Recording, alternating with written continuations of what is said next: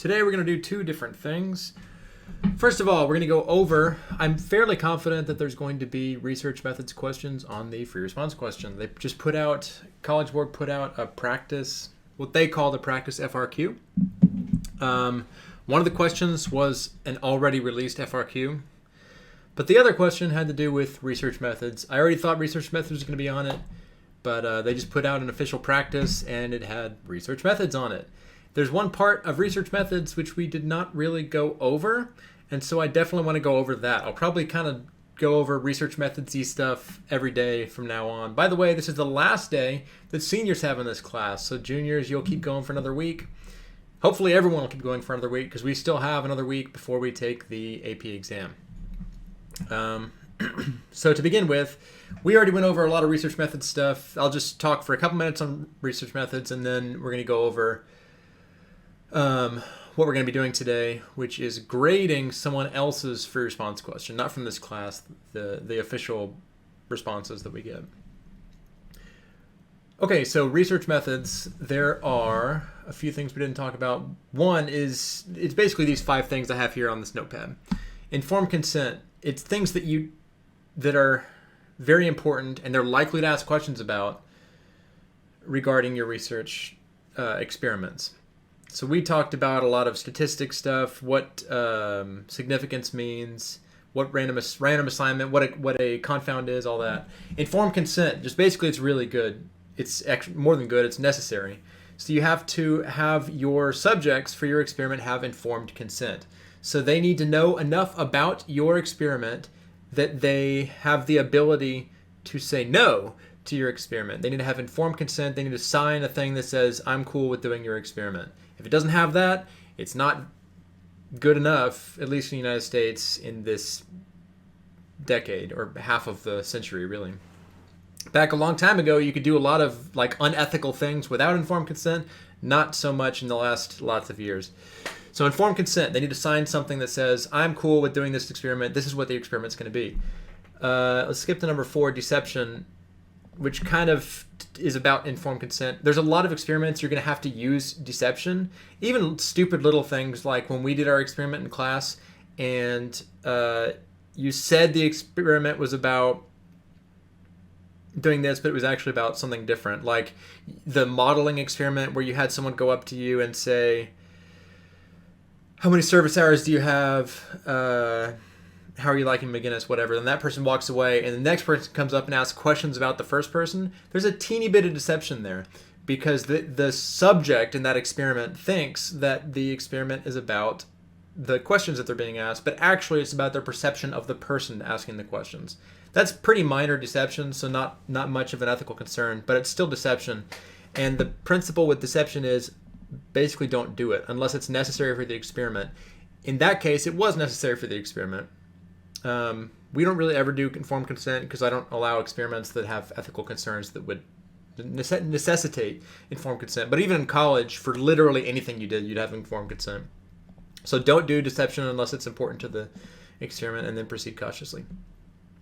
Confidentiality. You can't, in fact, when I do surveys in sociology class and anything with experimental psych, you never have them give their name. You basically want the results of experiments to be completely confidential. You want to ensure privacy of the results of individual subjects.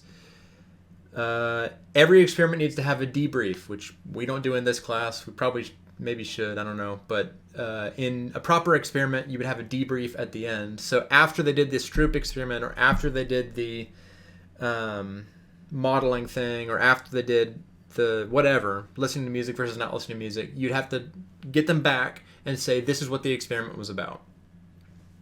And finally, as part of the informed consent, if they say, nah, I don't feel good about that, you have to give them full credit or payment for the experiment, which sounds, it is what it is. But if you say, so this experiment is about, if like the Milgram experiment, it's about, which we didn't go over in this class because of Corona. Well, anyway, if you explain your experiment and they say, that doesn't sound so good, and they're doing it for college credit in a psychology class, funny enough, they'll still get credit even if they say, I don't feel comfortable doing that. Because you have to not incentivize people to stay in your experiment. You have to give them full credit or full payment. If they're going to be paid $5 for the experiment and they say, I don't feel comfortable with that, you still got to pay them $5. Sounds crazy. That's the way it is. So these 5 things about consent and experimental ethics. Here's what we're doing today. Last time in class, we did the 2018 free response question part 1, I think it was. Today, we're doing backing up 2 years. I didn't really like the 2017 one, so we're going to 2016, the next most recent. And instead of writing your own free response question, we're going to be looking at the sample responses. But first, let's just open up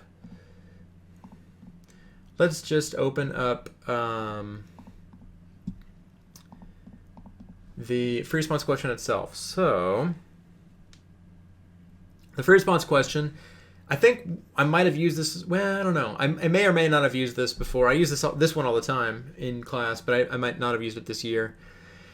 It's about, and I talked about it a few days ago. It's about actually driving from New York to California.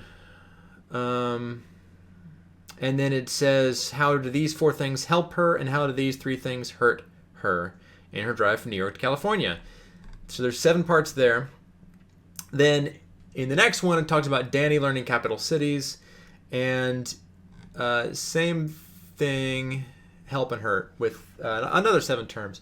So we're going to look at these official samples that were given for this. So in fact, again, if you Google AP Psychology FRQ, you can find this exact page that I'm going from.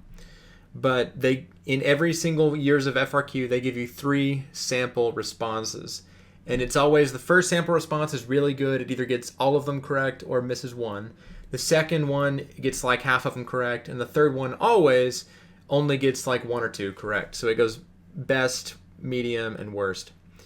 In this example, we're going to, in fact, in both first and second half, we're going to be looking at the middle one, because I want you to have to look at it, and using the rubric, you're going to score it. You're just going to look at their responses and score it.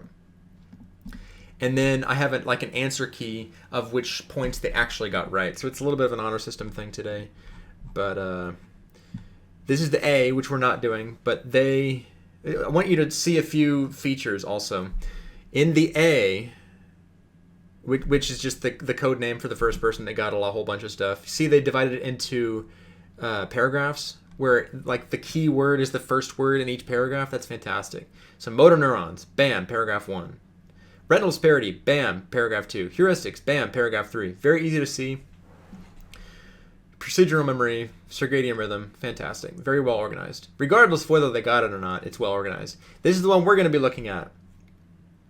I don't really want to talk too much about it because I'm going to let you look at this, but that's theirs. Good handwriting, but it's not as well divided out.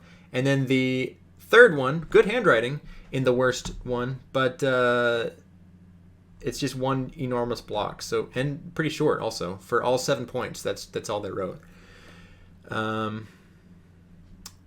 So your job is to be looking at letter B, and you're going to be looking at all they wrote here in these 3 pages, which I'll have on Google Classroom, and trying to find the points and say, did they get the one about motor neurons based on the rubric? Did they get the one about retinal disparity based on the rubric? And then I'll have the key for you also to check your answers. Part 2, the A, which we're not going to be looking at, but here's an example of one that got, I think this one got everything right. Maybe missed one. I think it got everything right. But you can see it's got stuff scratched out. The handwriting's good, but not the best. But they got everything. And it's one huge block. So really bad organization, not fantastic handwriting, still got everything. This is the one we're going to be looking at. I guess better handwriting.